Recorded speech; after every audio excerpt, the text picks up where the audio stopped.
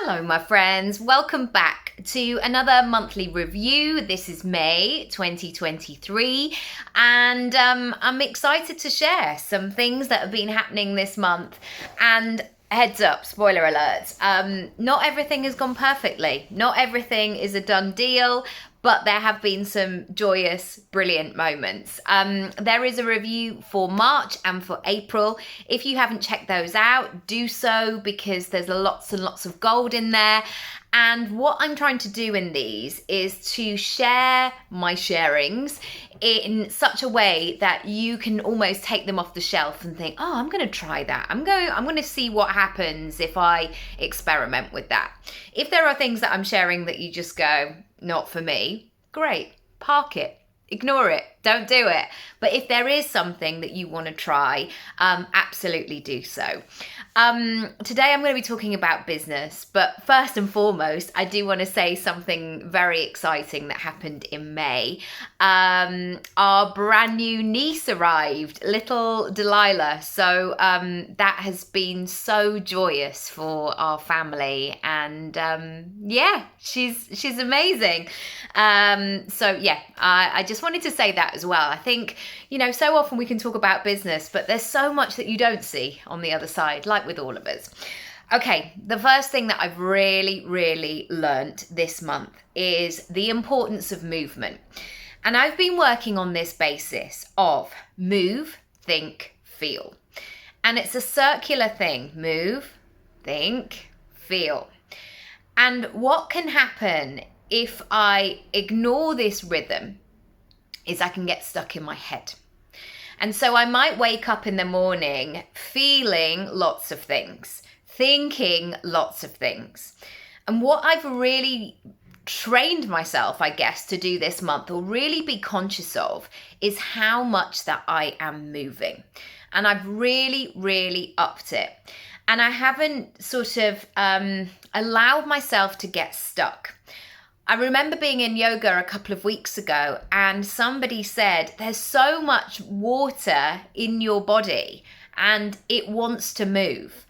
And as soon as she said that, I thought, oh my goodness, yeah, absolutely. Like it's everywhere in our whole bodies. And I know myself, if I can get over that first moment of even getting out of bed and making a cup of tea, or saying to myself, you're going to need to take some deep breaths and move your breath around before you get into the thinking state.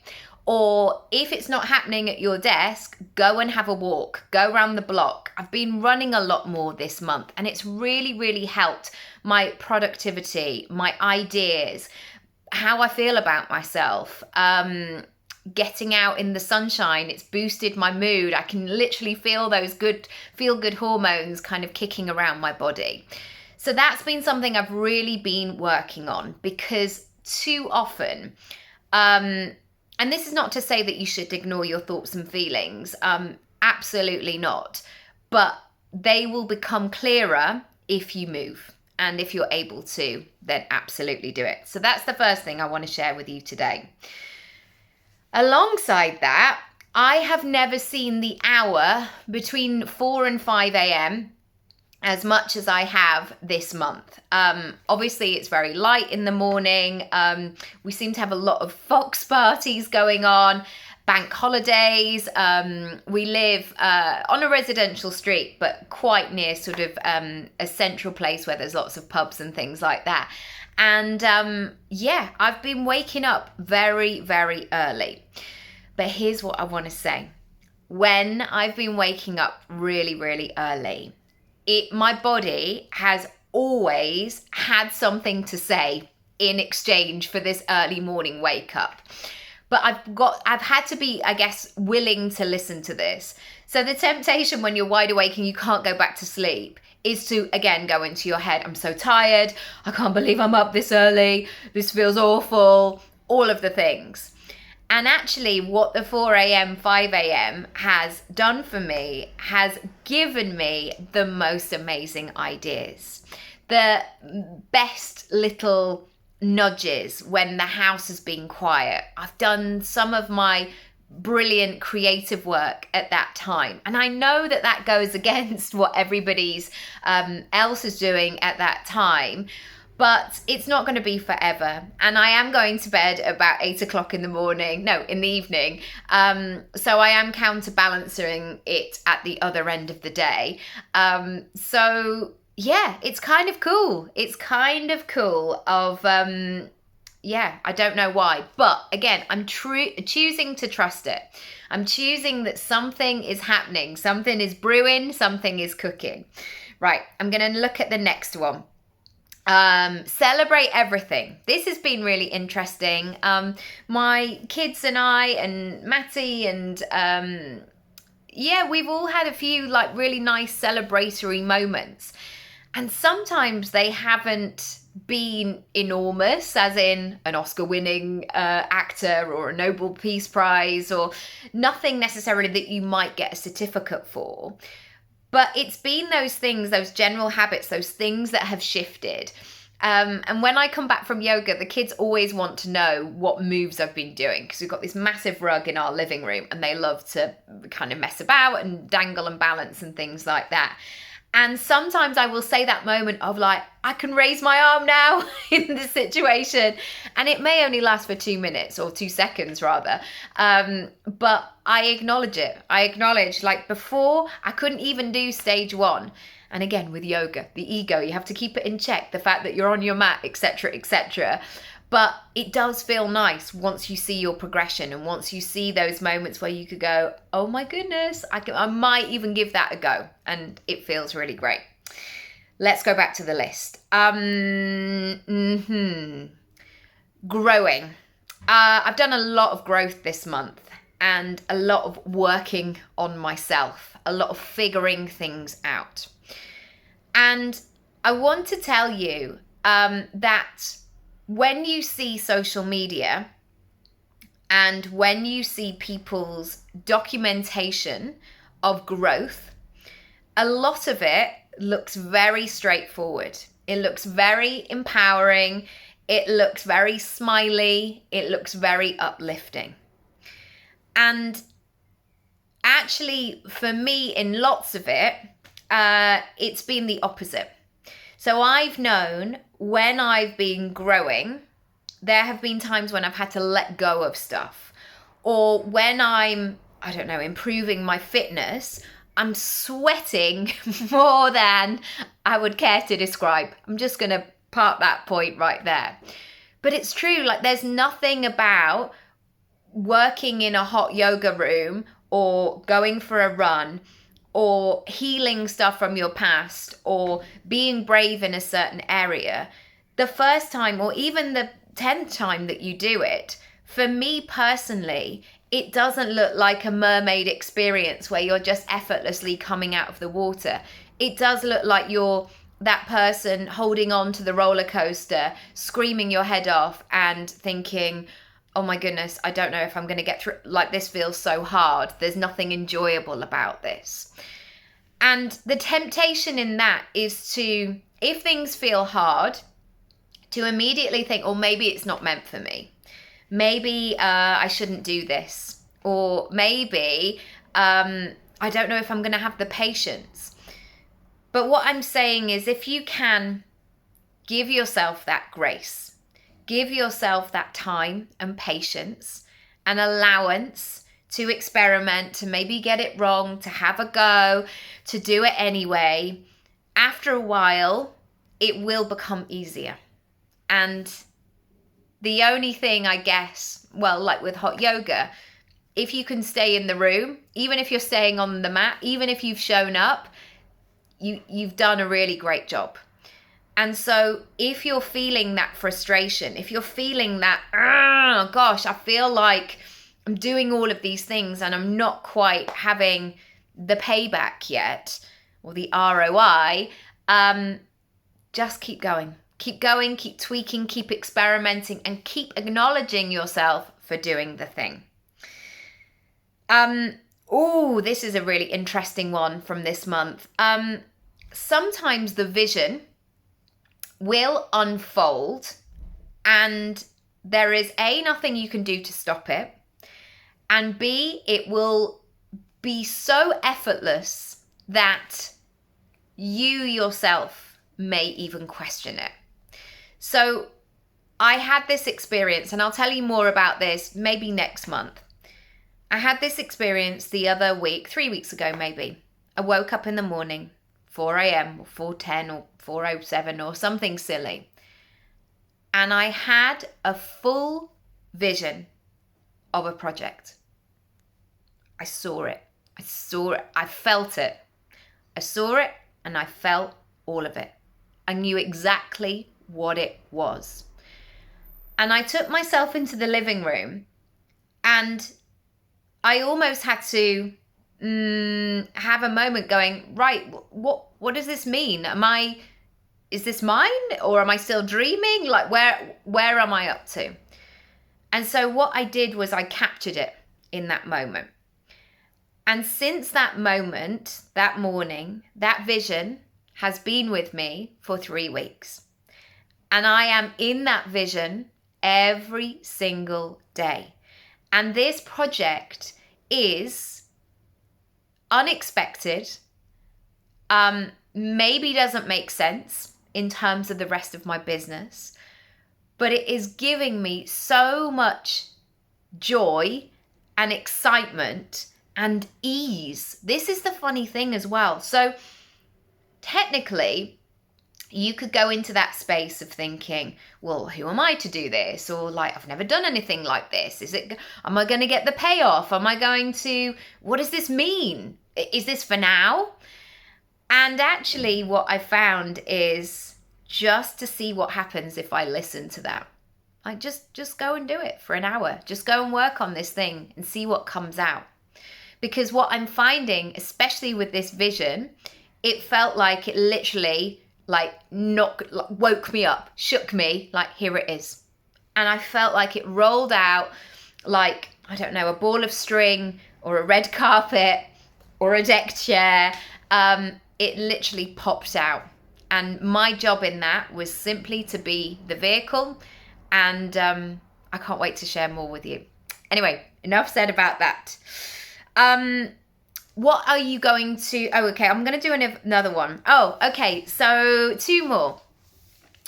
This month, I am really excited to say that I am going to be doing a 10-week screen acting course with a very prestigious company. I'm so delighted to learn from them and to fully commit myself every week for 3 hours to really sharpening my acting skills. And this was an application process. So this was something that had some thought. There are only 12 places on my particular course. So I wanted to do it properly. And 2 things have come from that. The first is I have really identified the importance of bringing your heart and soul to the table. And maybe the dating of the 90s and the 2000s was this assumption of like, don't play hard, don't be too keen. You know, play a bit hard to get, be a bit mysterious. And that never really has worked for me because I am somebody who likes to know where they stand. I like honesty. I like integrity. I like that sense of like, what are we doing here? What is this all about? And I've noticed in my life how important it is for me to let somebody else know that I want to be part of whatever it is. And Matt calls this my golden paragraph, which is sometimes 1 paragraph and it's sometimes 8. But with this acting course, when I did the application, I wrote it out. I said why I wanted to do this now, who I was as a person, why I would be a great contribution. Like, I did all of that work. When we moved into this house, I wrote this heartfelt letter saying why we should be the people that they should go with. I do this with clients when I send the proposals. I only work with clients that I feel drawn to, that I feel like I can really help somebody, that I am so excited about their business and about their brand. Otherwise, what's the point? Yes, you could say, well, it's, it's money, it's business, it's whatever. But if you've been doing this as long as I have, people can feel it if you're not into it. People can feel it if you're just a number and they just want to take your money. I don't want to do that. I want to bring my heart and soul to my business, to whatever it is that I do. And of course, there is that fine line of like not giving everybody your life history or anything like that. There needs to be boundaries in place. But say why. Say why you want to do the thing. The second thing that has come from that, and one of the things that really drew me to this, is this container. So this course is 10 weeks long. And I love personally that feeling that I am going to be doing this for the next 10 weeks. Every single week I am in. I am doing it. Tuesday nights, let's go. And I've noticed this in other areas of my life, of building containers. And what has happened is sometimes that container has started very small. And over time, and sometimes it's been this sense of a container for 6 weeks or a container for this month. But what's happened is once I've built that first bit, that first container, built that habit, what has happened is it's then opened up into other areas of my life. So the yoga, for example, when I signed up last April, I signed up for 6 months. That was my first container. And then I added another 6 months. And now I'm in my third 6 months. So what I'm doing is I'm extending that container, but I've also switched from it just being a container, like something I'll do for a while, into this is my life. This is part of who I am. Likewise, when I started doing Duolingo, doing Spanish, okay, I'm going to see if I can do it for a month, see what happens. I think I am on day 480 today. It's now a habit, something I do every single day. And so create a container for yourself. If you want some great results, if you want to notice if you can do something, if you want to challenge yourself, if you want to make massive moves and great momentum, create that first container first. It may just be for a week. It may be for the next 3 days, but make it work for you and then you can extend it. Because if you commit within that container, it will give you so much momentum, data, and that sense of like, oh, right, I'm doing it then. Okay, finally, this month I have tracked a lot of things and I set my goals for May and I have then been in that moment every single day of checking it in. And what that did, but the fact that I'm kind of tracking it meant that I had to come up with some specifics. What is the thing? What do I want to do? So it was that moment of how many sales do I want to make? How many exactly the number of clients do I want to bring in? How many emails do I want to send in terms of pitches? What is that number? How many podcast listens do I want to bring in for this month? So I urge you, after listening to all this, to think about what June is for you. What is going to be your definition of a great month? And if you're not sure, spend some time, 30 days from now.